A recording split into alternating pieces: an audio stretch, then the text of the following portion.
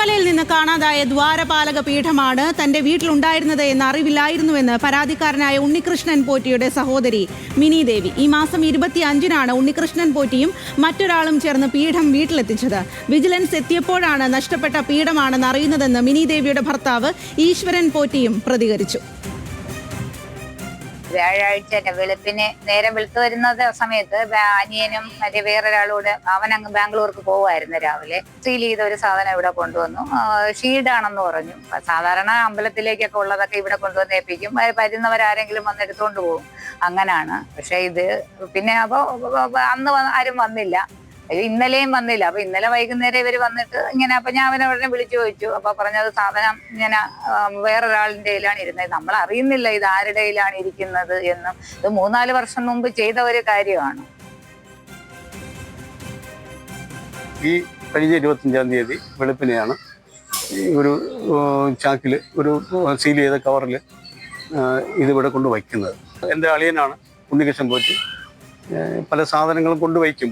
ഇന്നലെ വിജിലൻസിൻ്റെ ആൾക്കാർ വന്നപ്പോഴാണ് മനസ്സിലായത് ഇത് ദേവസ്വം വിജിലൻസാണ് വന്നത്. അവരാണ് ഇങ്ങനൊരു പാക്കറ്റ് കൂടെ ഉണ്ട്. അവരെങ്ങനെ അറിഞ്ഞെന്ന് എനിക്കറിയില്ല ഇവിടെ കൊണ്ടുവച്ചത്.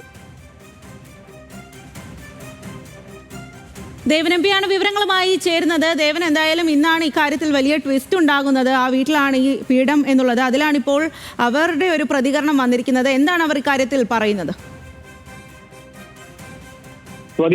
ശബരിമലയിൽ നിന്നും കാണാതായ ദ്വാരപാലക പീഠത്തിൽ അതിന്റെ സംഭവവുമായി ബന്ധപ്പെട്ട്, അതിന്റെ അന്വേഷണവുമായി ബന്ധപ്പെട്ട് അല്ലെങ്കിൽ രാഷ്ട്രീയമായ വിവാദങ്ങൾക്കിടയിൽ വലിയ ഒരു ട്വിസ്റ്റ് ഉണ്ടായെന്ന് തന്നെ പറയാൻ കഴിയും. കാരണം പരാതി നൽകിയ ഉണ്ണികൃഷ്ണൻ പോറ്റി തന്നെയാണ് ഇത്തരത്തിൽ ദ്വാരപാലക പീഠകം അവിടെ നിന്ന് മാറ്റിയത് എന്നുള്ളത് വിജിലൻസ് സംഘം കണ്ടെത്തിയിട്ടുണ്ടായിരുന്നു. അത് മാത്രമല്ല, കഴിഞ്ഞ 25-ാം തീയതി, അതായത് ഈ മാസം 25-ാം തീയതി പുലർച്ചെ ഉണ്ണികൃഷ്ണനും ഒപ്പം തന്നെ അയാളുടെ സഹായം കൂടി ചേർന്നുകൊണ്ട് ഈ വെഞ്ഞാറമൂടുള്ള ഉണ്ണികൃഷ്ണന്റെ സഹോദരിയുടെ വീട്ടിൽ ഈ ദ്വാരപാലക പീഠം അടങ്ങിയ ഒരു പൊതി അവിടെ കൊണ്ട് വെക്കുകയായിരുന്നു എന്നാണ് ഇപ്പോൾ സഹോദരിയുടെ പ്രതികരണത്തിൽ നമുക്ക് മനസ്സിലാക്കാൻ സാധിക്കുന്നത്. പക്ഷേ അവരോട് ഇക്കാര്യങ്ങൾ പറഞ്ഞിരുന്നില്ല. അവർ ഇത്തരത്തിൽ ഉണ്ണികൃഷ്ണൻ പോറ്റി പല സ്ഥലങ്ങളിൽ നിന്നും ഇത്തരം ക്ഷേത്രത്തിൽ ഉപയോഗിക്കുന്ന സാധനങ്ങൾ അല്ലെങ്കിൽ വസ്തുക്കൾ വീട്ടിൽ കൊണ്ടുവെക്കാറുണ്ട്. അത്തരത്തിൽ എന്തോ എന്നായിരുന്നു അവർ കരുതിയിരുന്നത്.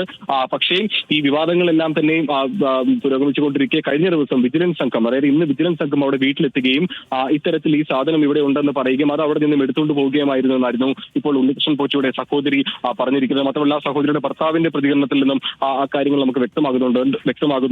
2021-ലാണ് ഇത്തരത്തിൽ ഈ പീഠം ഉണ്ണികൃഷ്ണന്റെ ജീവനക്കാരന്റെ വീട്ടിൽ ഉണ്ടായിരുന്നത്. പക്ഷേ അതിനുശേഷം ഇപ്പോൾ ഈ വിവാദങ്ങൾ ഉണ്ടായി, അല്ലെങ്കിൽ വിജിലൻസ് അന്വേഷണം നടക്കുന്ന ഒരു സാഹചര്യത്തിൽ ഒരുപക്ഷെ ജീവനക്കാരൻ അത് അവിടെ വീട്ടിൽ സൂക്ഷിക്കാൻ കഴിയില്ല എന്ന് ഒരുപക്ഷെ ഉണ്ണികൃഷ്ണനോട് പറഞ്ഞതിന് പിന്നാലെയാകാം ഈ സാധനം ഇപ്പോൾ ഈ ഉണ്ണികൃഷ്ണൻ പോറ്റിയുടെ സഹോദരിയുടെ വീട്ടിലേക്ക് ഇപ്പോൾ ഈ ദ്വാരപാലക പീഠകം എത്തിച്ചിട്ടുണ്ടാവുക. പക്ഷേ വിജിലൻസ് അന്വേഷണം പുരോഗമിക്കുന്നതിനിടയിൽ തന്നെ അവർ കൃത്യമായി അത് കണ്ടെത്തുകയും അവിടെ എത്തി ആ സാധനം എടുത്തുകൊണ്ട് പോവുകയുമായിരുന്നു. പക്ഷെ അപ്പോഴും ഉയർന്നൊരു ചോദ്യം, എന്തുകൊണ്ടാണ് പരാതിക്കാരനായ ഉണ്ണികൃഷ്ണൻ പോറ്റി തന്നെ ഈ കാര്യം ചൂണ്ടിക്കാട്ടിക്കൊണ്ട് അല്ലെങ്കിൽ ശബരിമലയിൽ നിന്ന് ദ്വാരപാലക പീഠകം കാണാതായി എന്നൊരു പരാതിയുമായി മുന്നോട്ട് വന്നത് എന്നുള്ളൊരു ചോദ്യമായി നിൽക്കുന്നുണ്ട്. അതോടൊപ്പം തന്നെ 2021 മുതൽ ഈ ശബരിമലയിൽ നിന്നും ഈ ദ്വാരപാലക പീഠകം കാണാനില്ല എന്ന് പറയുമ്പോൾ മുൻ ദേവസ്വം മന്ത്രിയായിട്ടുള്ള അനിൽകുമാർ ഇക്കാര്യത്തിൽ ഒരു പ്രതികരണം പറഞ്ഞിട്ടുണ്ടായിരുന്നു. അതായത് ഈ ദ്വാരപാലക പീഠകം സന്നിധാനത്ത് എത്തിച്ചിരുന്നു എന്നുള്ളൊരു കാര്യം വ്യക്തമാക്കിയിട്ടുണ്ടായിരുന്നു. പക്ഷേ അങ്ങനെയാണെന്നുണ്ടെങ്കിൽ ഈ ശബരിമലയിൽ എത്തിച്ച ഈ ദ്വാരപാലക പീഠകം പിന്നീട് വീണ്ടും ഉണ്ണികൃഷ്ണന്റെയും അല്ലെങ്കിൽ ഉണ്ണികൃഷ്ണന്റെ സഹായിയുടെ വീട്ടിലേക്ക് എങ്ങനെ എത്തി എന്നുള്ളത് ഒരു ചോദ്യമായി മാറിയിട്ടുണ്ട്. മാത്രമല്ല, എന്തുകൊണ്ട് ഇത്രയും നാൾ ഇദ്ദേഹം ഇത് ദേവസ്വം ബോർഡിനെ അറിയിക്കാതെ കയ്യിൽ തന്നെ കരുതി വെച്ചിരുന്നു എന്നുള്ള ഒരു കാര്യം കൂടി ഒരു ചോദ്യം മാറുന്നുണ്ട്. ഈ അന്വേഷണമെല്ലാം ഉണ്ടായപ്പോഴും അല്ലെങ്കിൽ അതൊരു രാഷ്ട്രീയ വിവാദത്തിലേക്ക് കടന്നപ്പോഴും ദേവസ്വം ബോർഡിനെ പ്രതികൂട്ടിലാക്കിക്കൊണ്ട് ഒരു രാഷ്ട്രീയ വിവാദത്തിലേക്ക് കടക്കുമ്പോഴും ഉണ്ണികൃഷ്ണൻ ഇക്കാര്യങ്ങളെല്ലാം തന്നെ മറച്ചു വെച്ചുകൊണ്ട് ഈ മുന്നോട്ട് പോയത് എന്തിനാണെന്നുള്ള കാര്യങ്ങളെല്ലാം തന്നെ ഒരു ചോദ്യമായി ഉയരുന്നുണ്ട്. പക്ഷേ വരും ദിവസങ്ങളിൽ വിജിലൻസ് അന്വേഷണം നടത്തുന്നതിൽ ആ കാര്യങ്ങളെല്ലാം തന്നെ കൂടുതൽ വ്യക്തത കൈവരിക്കാനാകുമെന്നുള്ളതാണ് പ്രതീക്ഷ. സ്വാതി.